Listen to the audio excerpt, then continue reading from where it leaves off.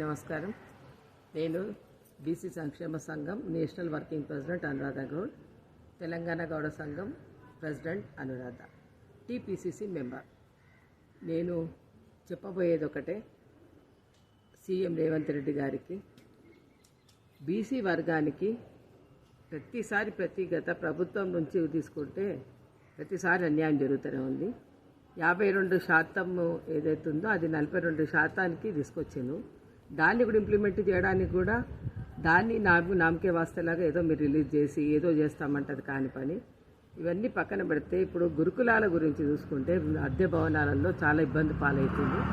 మీరు పర్యటన చేస్తూనే ఉన్నారు కదా, ఒక్కసారి బీసీ హాస్టల్స్కి బీసీ కాలేజెస్కి మీరు ఒక్కసారి పర్యటన చేయండి, మీకు తెలుస్తుంది అక్కడ ఉన్న ఇబ్బంది ఏందో.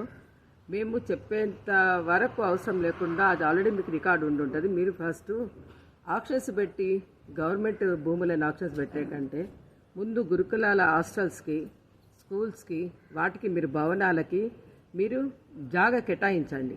మీరు ప్లేస్ కేటాయిస్తే మేము సెంట్రల్ నుంచి మేము ఫండింగ్ తీసుకొచ్చి భవనాలు కట్టించుకుంటాం. అది ముఖ్యంగా ఆర్ కృష్ణయ్య గారి తపన, ఆయన పడ్డ ఆవేదన అది ఇప్పటికే మీకు అర్థం కావాలి. ఆయన స్వంతానికి, ఆయన ఉండడానికి, ఆయన తినడానికి, ఆయన బ్రతకడానికి ఏమీ పోట్లాడట్లేదు.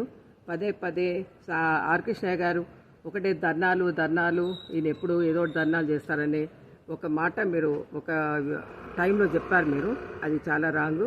ఆయన పోరాడేది, ఆయన చేసేది ప్రజల కోసం, బీసీల కోసం. బీసీ నాదమే ఆయన చివరి గడియ దాకా నా వంతులో ఉన్నంతకాలం, నా శక్తి ఉన్నంతకాలం నేను పోరాడేది బీసీల గురించి అని లాస్ట్ టైము ఆయన ఆల్రెడీ అనౌన్స్ కూడా చేసిండు. అది మీ అందరికీ ఆల్రెడీ ఇన్ఫర్మేషన్ వచ్చే ఉంటుంది. కాకపోతే మీరు దయచేసి ఏ గవర్నమెంట్ ల్యాండ్స్ మీరు ఏ ఆక్షన్లు పెట్టి దేనికి కేటాయించకుండా ముందు గురుకులాల హాస్టల్స్ మీద, స్కూల్స్ మీద మీరు ఫోకస్ పెట్టి మీరు అది కేటాయించడం చాలా మంచిది. లేకపోతే ఇది దినదినం ఒక గండంలాగా ప్రజల్లోకి చాలా వెళ్ళింది బీసీ నాదం.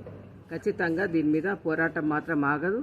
ఇది మీరు గ్రహించి తొందరగా రిలీజ్ చేయడం మా బీసీలకు మేలు చేస్తారని అనుకోవడం అది చాలా మంచిది అనుకుంటున్నాను. నమస్తే.